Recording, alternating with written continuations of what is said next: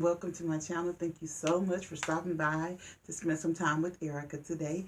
And yeah, so if you have not already, please don't forget to subscribe to my channel and hit the notification bell so that you're alerted next time I upload a new video. And also don't forget to like, share, and comment down in the comment section.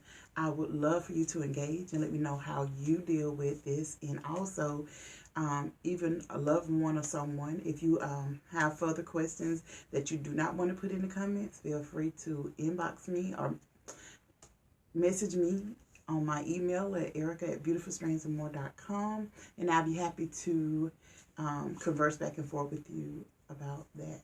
So we're going to go ahead and jump in and get started. So if you see me keep looking over here, that's because I have compiled a list of some of the things in case I forgot. And yeah, to help this go a little smoother. But yeah, so let's go ahead and dive right in. I was diagnosed with type 2 diabetes mellitus uncontrolled in 2014.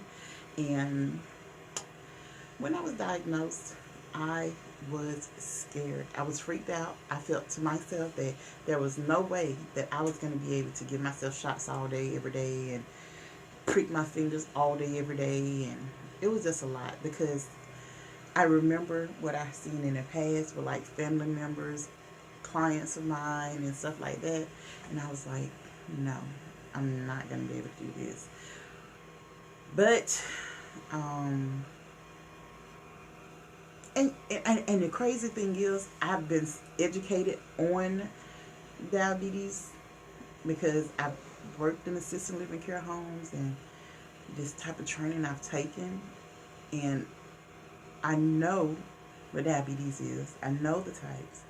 But to me, when I heard that I had it, in my mind, it was only one. It was just diabetes. And I was going to have to take shots. And yeah, I wasn't going to make it. But I felt so scared. I felt so ashamed. I felt like I had disappointed. I had let down like my kids, my family and loved ones. I just felt like life as I knew it was over. That's how I felt. But since I've had it, I've learned that you can live a normal, happy life with type 2 diabetes. It's not a death sentence. It just takes more control, more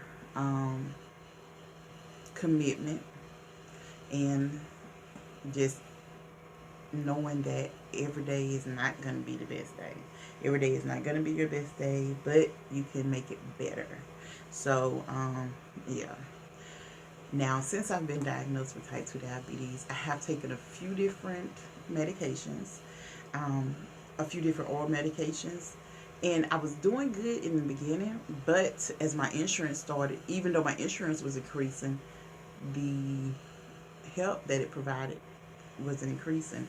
So I was suffering at that point where my medications weren't being covered by my insurance, and I wouldn't be able to take the best medication no more. I had to go down to taking something that may have been a little cheaper but was not doing the job, so I was having to get added like a weekly injection to my regimen to help counterbalance out my sugars, to bring them to the levels, closer to the levels they need to be in. So, yeah, that was something. But then after a while, I couldn't afford those injections no more because the injections came with like a discount coupon and it only lasted for a certain amount of time. So once that ran out, I could not pay $300 to $500 for injections, 4 injections a month. Yes, I wanted to live, but I could not afford it. So that stopped, and then I started kind of doing research on different things to try to help, even like supplements and stuff. But now I'm getting back on track 5 years later, but trying to get back on track. And I have to go back to the doctor again in almost 2 months to check again. Well, a little over 2 months to get my A1C levels checked again. So yeah, And I'm looking down because I wrote down some things so I don't forget. Now, since I've been diagnosed with type 2 diabetes, I have noticed that it's easier to get an infection. Like, I do hair a lot, but one of the things I do a real lot is crochets. And if anybody knows what doing crochet, what a latch hook is, it's a crochet right here. This latch hook right here, my finger this goes under my nail a lot when I have to go even to pull this that way or to pull this that way. But it doesn't go under my nail. So I remember it just went a little under a little here. It didn't bleed or anything, but I know it happened. And in the middle of the night, I woke up and my finger was pulsating. Like, it was throbbing, it was hurting, it was in pain. But I looked at it and noticed under my nail bed, it was like a yellowish looking color, even at the tip of my finger. And I'm like, And I kind of like poked at it, and this stuff ran out. And I'm like, I got infected. How did I get infected? Because I had, I always clean my hand. I sanitize all day. I got sanitizer everywhere. And it still was infected. So I was feeling some type of way. But I ain't think nothing of it. But I did do some research, and it told me, like with being a diabetic, that this can cause you to heal faster and easier for you to get infections. Especially when you have high glucose levels in your blood for long periods of time. So if you're in that stage, you may be harder for you to fight off infections or stuff like that. And I'm like, wow. So I started noticing that recently. I had an ingrown hair on my leg, got infected. Never have I had an ingrown hair. If I had an ingrown hair, I didn't even know about it. So yeah, I wound up having to get on 3 antibiotics and pain medicines and IVs. It was crazy. They had to cut my leg open. They had to pack it. All this stuff. And I'm not going to lie. When I was at the hospital doing that, I just cried because I'm like, this don't happen. But being a type 2 diabetic and during this recent time, I had skipped my appointment. So I had to break my medicine in half so I wouldn't get my full dosage. So that caused my sugar levels to go up some. So I guess that's why this was so easy to happen to me this time. So yes, those type of things are scary because it's scary, especially when you're not used to it. It's scary. I don't like to think about it, make me emotional, but it's scary.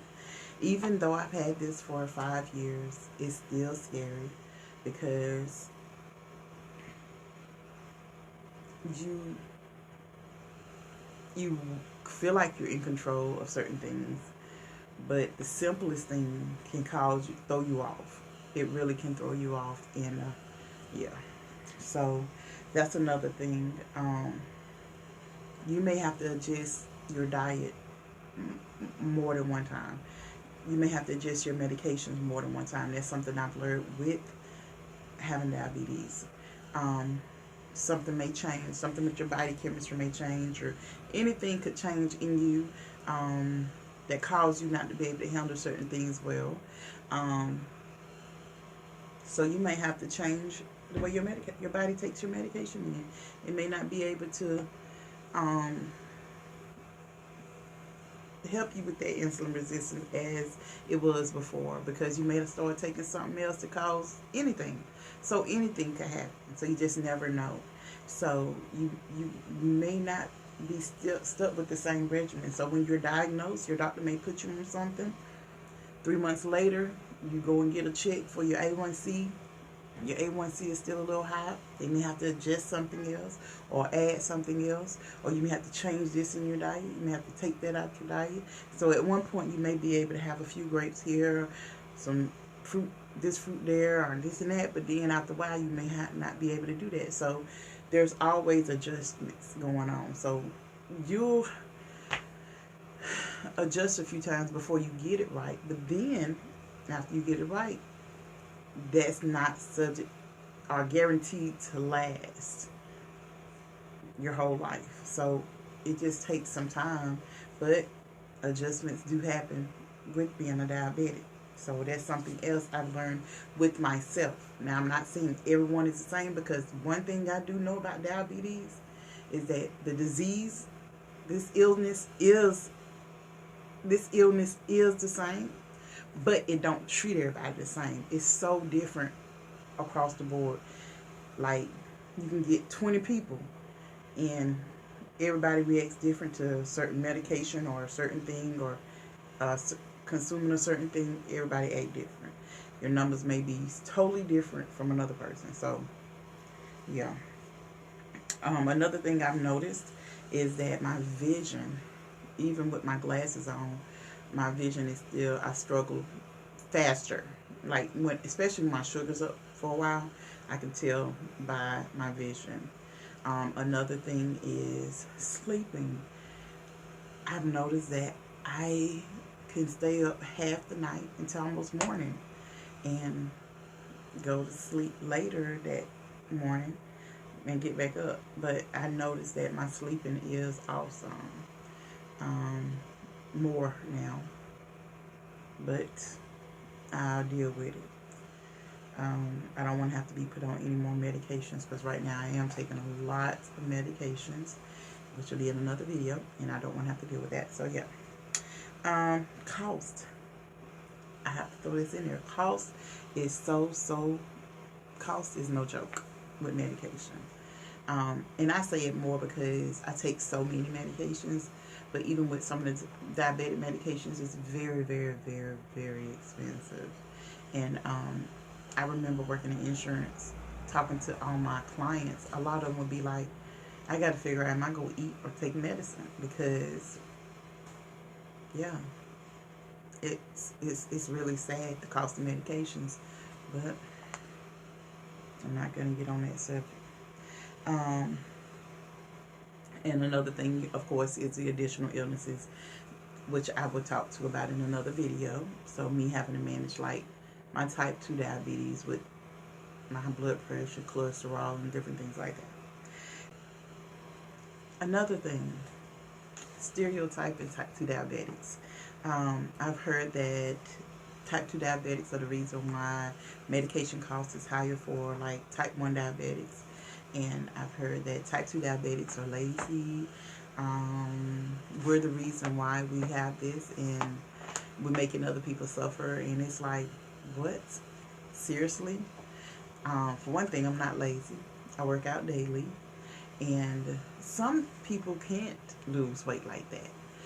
Some people feel like that if a diabetic, type 2 diabetic, lose all the weight they need to lose, they'll automatically become diabetic free, and that's not the case. I've been to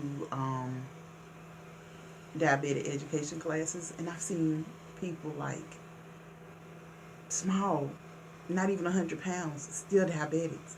So what do they need to do to be, stuff like that. So it's a little aggravating, but I don't let it stress me out. It is what it is. People are entitled to feel the way they want to feel about certain things. So yeah. And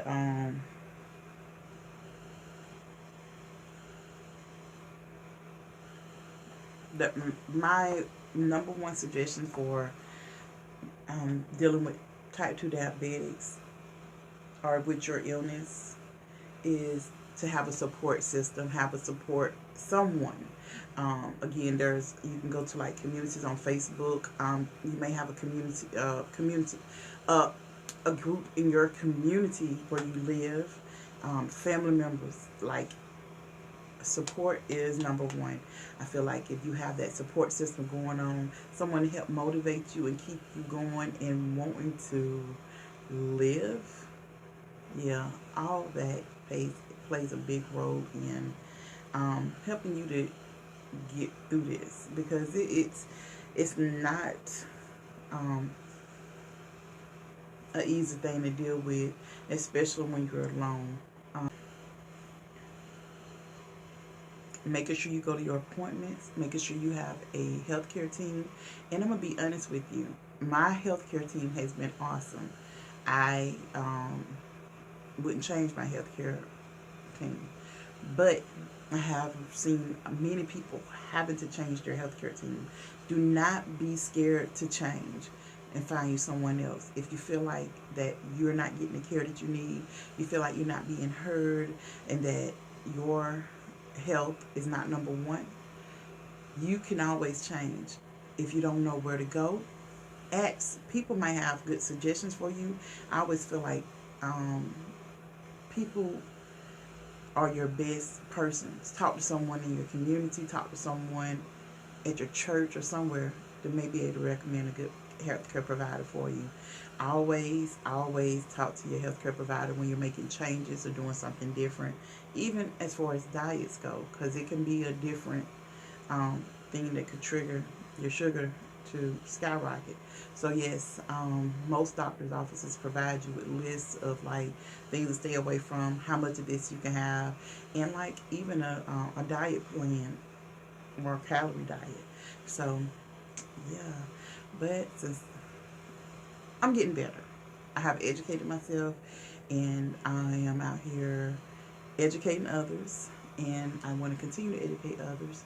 But I'm not just looking at me having type 2 diabetes as a bad thing, because I have learned even more than I already knew about type 2 diabetes. And I feel like just by me having it, I'm able to help other people to understand certain things better and more. So yes, I think that's all I have to say.